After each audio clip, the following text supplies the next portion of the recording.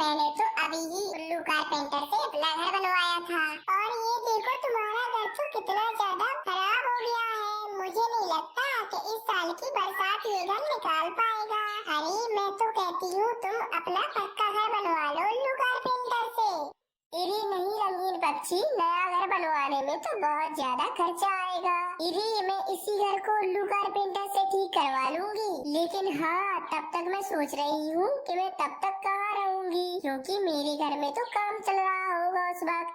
अरे ये कोई समस्या वाली बात नहीं है मीनू चिड़िया, जब तक तुम मेरे घर में रह लेना, जब तक कि तुम्हारा घर पक्का नहीं हो जाता। और बारिश के पहले पहले मेरी सास और मेरे रिश्तेदार मेरे घर पर रहने के लिए आएंगे। अरे इसीलिए तुम बारिश से पहले पहले ही अपना घर पक्का करवा लेना। अरे तुम्हारा बहुत बहुत शुक्रिया रंगीन पक्षी। अभी 1 हफ्ता है बारिश आने में, उल्लू कारपेंटर जब तक मेरा घर बहुत अच्छे से ठीक कर देंगे। वहीं दूसरी तरफ कालू कौवा का भी घर बहुत ज्यादा टूटा फूटा होता है। अरे कालू जी, मैं तुमसे कब से कह रही हूँ कि इस घर की छत मजबूत करवा लो। अरे वरना बारिश में तो हम भीगते ही रहेंगे।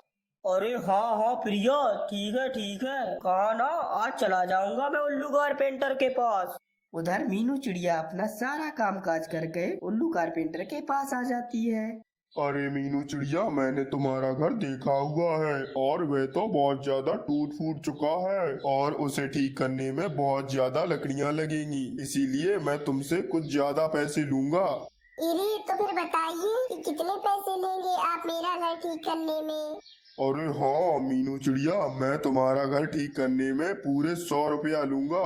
इरी ऐसे कैसे 100 रुपए लग जाएंगे? अरे बारिशों के मौसम में तुम कारपेंटर पक्षी ऐसे ही अपना धंधा चलाते हो। इरी तुम्हें पता है पिछली बार भी कोमल चिड़िया ने तुमसे ही घर बनवाया था और तुमने उसका घर पूरे 50 रुपए में बनाया था। इरी मैं तुम्हें सिर्फ 50 रुपए ही दूंगी और तुम मेरा घर पक्का बना देना आके। अरे हाँ ठीक है मीनू चिड़िया, चलो अब मैं तुमसे क्या बहस करूं। 2 दिन में मैं तुम्हारा घर बिल्कुल ठीक कर दूंगा। इरी ठीक है उल्लू कारपेंटर, अगर 2 दिन बोले हैं तो 2 दिन में ही काम हो जाना चाहिए। अरे मीनू चिड़िया, मैं जबान का बहुत पक्का हूँ, अगर मैंने 2 दिन बोले हैं तो समझो मैं 2 दिन से पहले ही तुम्हें तुम्हारा घर बनाकर दे दूंगा।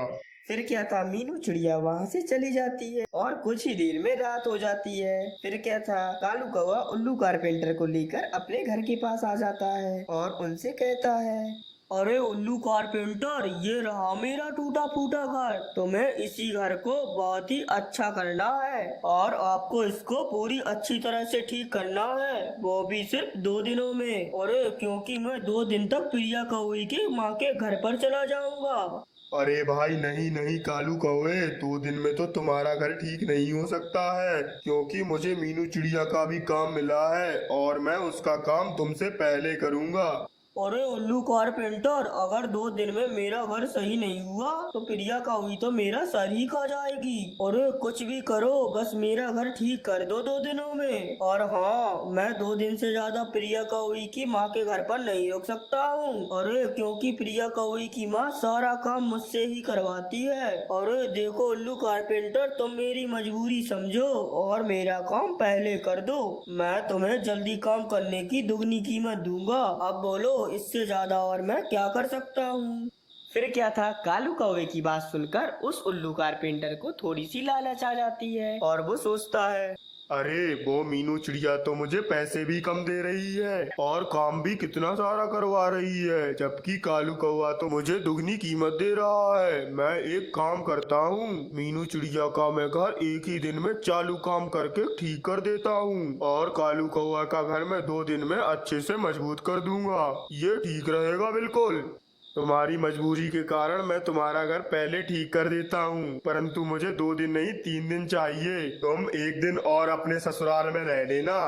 अरे भाई चलो ठीक है उल्लू कारपेंटर, कल से तुम अपना काम शुरू कर देना।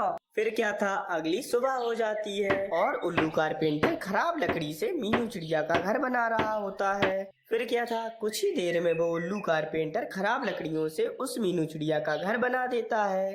अरे चलो, मीनू चिड़िया के पैसों के मुताबिक चालू काम हो गया है और अब कालू कौवे के लिए अच्छी लकड़ियां लेकर आता हूँ और उसका घर का काम करता हूँ जाकर। उल्लू कारपेंटर ने चालू काम कर कर मीनू चिड़िया का घर आधे ही दिन में ठीक कर दिया होता है। अरे चलो, पहले मैं एक काम करता हूँ, उस रंगीन पक्षी के घर जाता हूँ और मीनू चिड़िया से अपने पैसे ले लेता हूँ। अरे क्योंकि मैंने उसका घर ठीक कर दिया है। ये कहकर उल्लू कारपेंटर रंगीन पक्षी के घर की तरफ चला जाता है। अरे मीनू चिड़िया, जाओ और अपने घर में ही रहो, मैंने आधे ही दिन में तुम्हारा घर ठीक कर दिया है।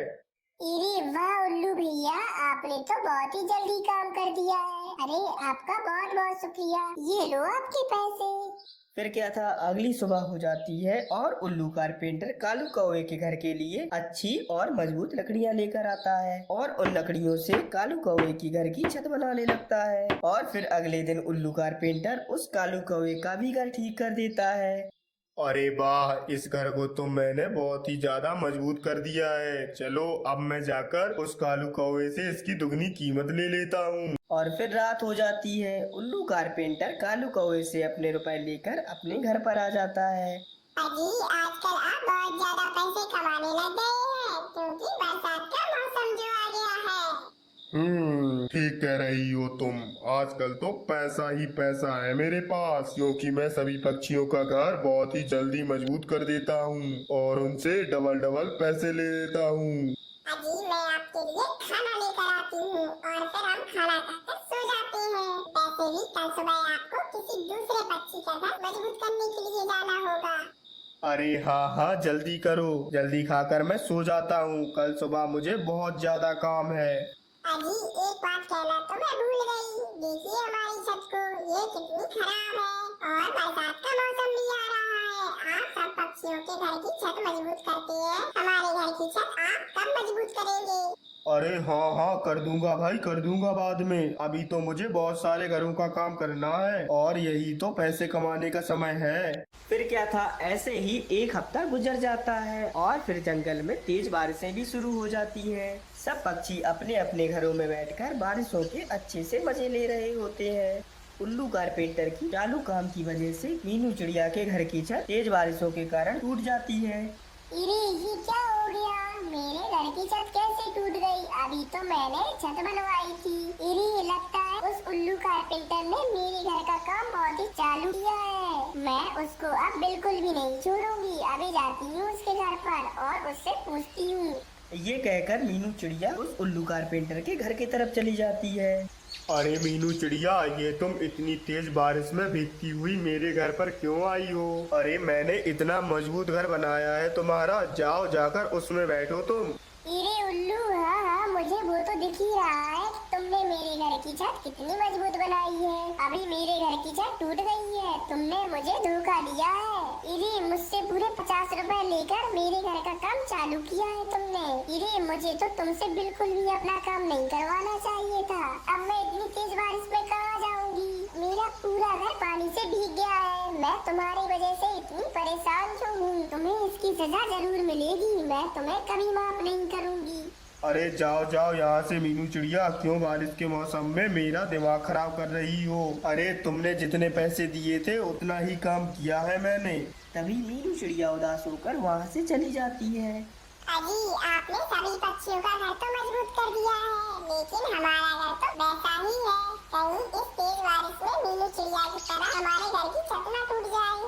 अरे कुछ नहीं होगा भाई, क्योंकि मेरे घर की छत बहुत ज्यादा मजबूत है, क्योंकि इस घर की छत मैंने ही बनाई थी। मीनू चिड़िया उदास होकर जा ही रही थी कि तभी उसे सामने केलों के पत्ते दिखते हैं। फिर क्या था, मीनू चिड़िया अपने साथ केले का एक पत्ता ले जाती है। अरे वाह, अब तो मेरे घर पर पानी का एक कतरा भी नहीं आ रहा है, क्योंकि मैंने अपने घर पर केले का पत्ता जो लगा लिया है। उधर उल्लू कारपेंटर का घर तो बहुत ही ज्यादा कमजोर था, इसी कारण तेज हवा से वो घर वहीं पर टूट जाता है। अजी आपकी वजह से हमारा घर आज हवा में उड़ गया है। अब हम इतनी तेज बारिश में कहाँ जाएंगे?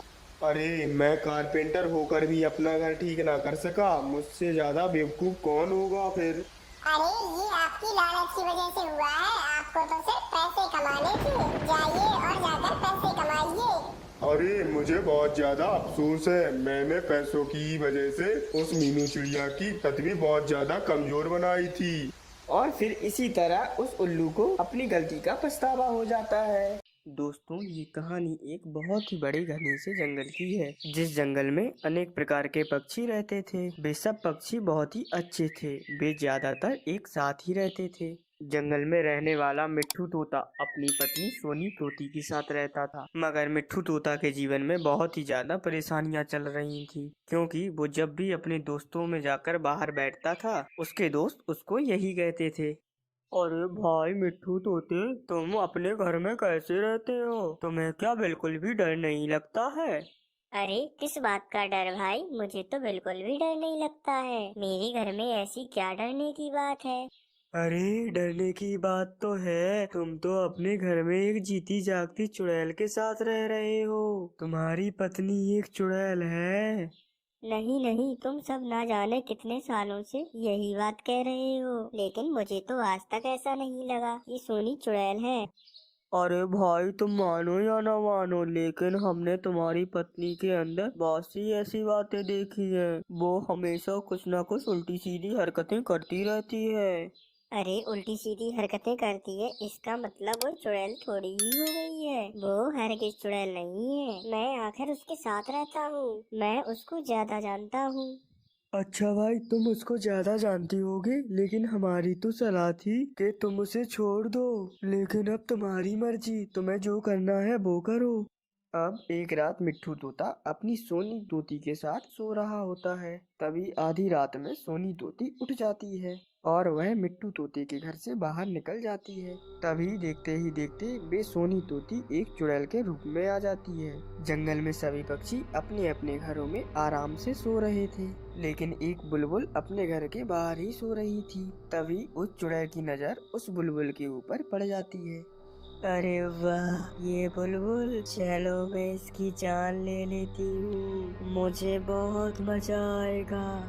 उस चुड़ैल को देखकर वो बुलबुल उठ जाती है और वो बुलबुल बहुत ज्यादा डर जाती है। अरे ये नाश पीटी चुड़ैल यहाँ कहाँ से आ गई? अरे नाश पीटी चुड़ैल, छोड़ दे मुझे, जाने दे मुझे। मैंने तेरा क्या बिगाड़ा है? छोड़ दे मुझे। अरे मैं तुझे नहीं छोड़ूंगी, तुझे मार कर ही तो मेरा मकसद पूरा होगा।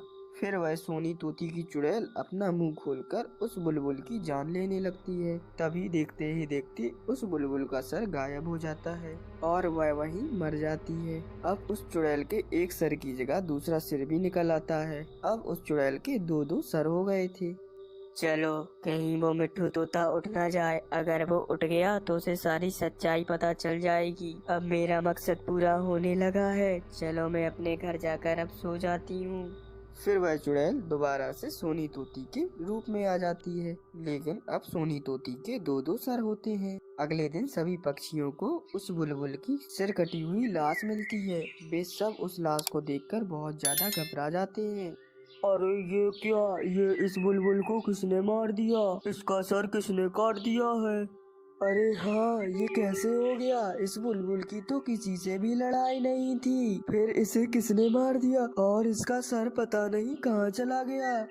अरे हाँ, लेकिन अब क्या कर सकते हैं? इस बुलबुल को तो कोई मार के चला गया, अब हम इसका कुछ भी नहीं कर सकते हैं। चलो हम वापस अपने अपने घरों में चले जाते हैं। फिर वो मिट्ठू तोता उस सोनी तोती को उस सर कटे बुलबुल की बारे में बताने आता है। सोनी तोती ने अपने दो सर छिपाने के लिए अपने सर पर एक कपड़ा बांध रखा था। अरे सोनी, तुमने अपने मुंह पे कपड़ा क्यों बांध रखा है? अरे क्या हो गया है तुम्हें? तुम्हारी तबीयत तो ठीक है ना? पता नहीं मुझे तुम्हारा सर इतना बड़ा बड़ा सा क्यों लग रहा है। अरे अरे कुछ नहीं, बस वो मेरे सर में थोड़ा सा दर्द हो रहा था, इसीलिए सर में सूजन आई हुई है, इसीलिए वे सर तुम्हें बहुत ही बड़ा लग रहा है। दर्द की वजह से ही मैंने इस पर कपड़ा बांध रखा है। तुम बताओ, तुम यहाँ पर क्या बताने आए थे मुझे? अरे हाँ हाँ सोनी, मैं तुम्हें ये बताने आया था कि जंगल में किसी ने बुलबुल का सर काटकर उसे मार दिया है। अच्छा, ना जाने किस नाश पीटे ने ऐसा किया है। अच्छा चलो छोड़ो, अब हम उसका क्या कर सकते हैं।